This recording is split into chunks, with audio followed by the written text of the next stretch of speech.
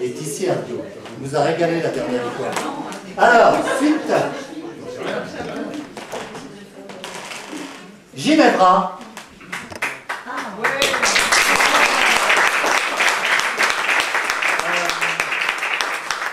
Un micro ou pas de micro? Merci, merci. Non, je ne pense pas. Non, tu pas. parles fort.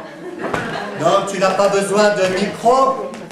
Je pense qu'on entend. Tu as une voix qui porte. Oui. On vous entend. Passez bien la voix pour qu'on... Voilà.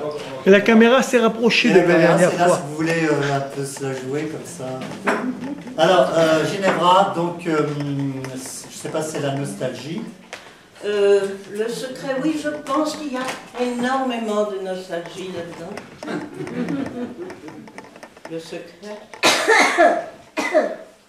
Derrière moi, quand je mourrai, car n'en doutez pas, je mourrai, je laisserai bien des poèmes qui connaîtront le triste sort des poèmes non édités, destinés à être oubliés. Quoi qu'il en soit, tous ces poèmes parlent de l'amour et de l'amitié, des angoisses, certitudes, de violence et parfois des haines qu'on découvre dans l'autre ou en soi. Mais ils disent aussi la beauté et la force de la nature, l'innocence des animaux qui ne tuent que pour exister, des règles de la survivance, des races et populations, des croyances et traditions. Du moins, du peu que j'en connais.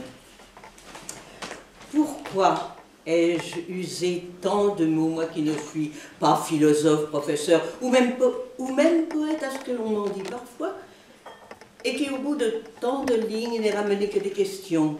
Mais je n'ai aucune réponse. Vais-je renoncer à écrire, renoncer à me questionner, vivre en me contentant d'offrir à ce corps que l'on m'a donné ce qu'il faut pour sa subsistance, dans la disette ou l'abondance? Ou continuer à chercher dans les replis de mon esprit de quoi satisfaire mon âme, en attendant qu'un jour la mort, fermant la porte du terrestre, m'ouvre la porte du savoir, connaissance de l'infini, voie royale vers la sagesse. Mais d'ici là, de mot en mot et de question en découverte, telles les marches de l'escalier dont l'œil ne voit jamais la fin, mais qu'il faut cependant gravir, j'avance dans ma vie terrestre, faisant face comme je peux au jour le jour, à l'heure l'heure, aux défis qu'est l'humaine vie. Et je sais que pour vous aussi, ce sont questions existentielles. C'est peut-être sur ce point-là que quel que soit notre couleur, notre nationalité, notre race, et de nos parents les croyances, religions, philosophie, ou le niveau intellectuel où nous a placé notre vie, nous sommes frères, à tout jamais, dans la quête que nous menons, que ce soit consciemment ou non, pour au final comprendre un jour le secret de notre existence.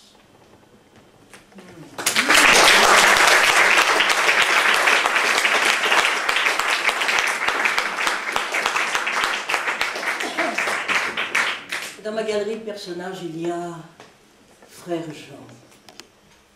Frère Jean, c'était un curé de campagne, la soutane, 33 boutons, passé au soleil, un peu usé, un peu luisante.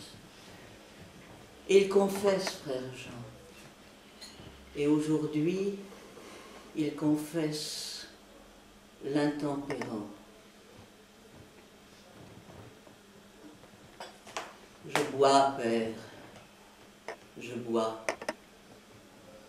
Et que puis-je donc faire? Priez, mon fils, priez. Il n'est que la prière qui puisse vous aider, mais buvez-vous souvent? Chaque fois que la vie m'accable de tourments, chaque fois que je sens combien elle est injuste, qu'elle incline mon front, qu'elle courbe mon buste, chaque fois qu'elle montre un peu de dignité, chaque fois que je sens faiblir ma volonté, Chaque fois que je vois dans le regard de l'homme qui me fait face un loup, moi qui croyais en l'homme, lorsque je tends ma main, quand j'offre mon regard au regard qui le fuit, je pense, il est trop tard pour retrouver un jour cette vie ordinaire de ceux qui le matin savent ce qu'il faut faire pour atteindre le soir, sans déchoir un peu plus, qui prennent le métro, le train ou l'autobus, travaillent au bureau, à l'école, à l'usine, parlent à leurs collègues ou bien à leurs voisines, qui, lorsqu'ils se réveillent, ont un emploi du temps, enfin ceux qui agissent. Quand moi, je fais semblant, voilà pourquoi je bois. Je ne peux rien y faire, car croyez-moi, j'ai bien essayé la prière, mais ça n'a rien changé à mon comportement. Avais-je donc cela dans mes gènes, en naissant? C'est vrai, Père, je bois. Mais ne pourriez-vous faire pour nous, ceux qui buvons, au ciel, quelques prières? Vous êtes un saint homme, et peut-être que Dieu voudrait vous écouter, vous qui êtes si pieux.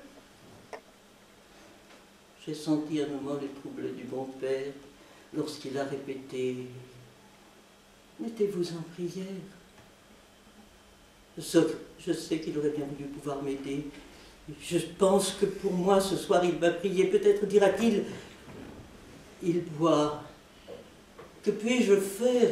Que vous priez, Seigneur, d'exaucer sa prière et de faire quand l'homme, il ne voit plus de mère, pour l'homme, un loup, mais un humain, pour un humain. Je bois, Père, je bois. Et c'est ma croix.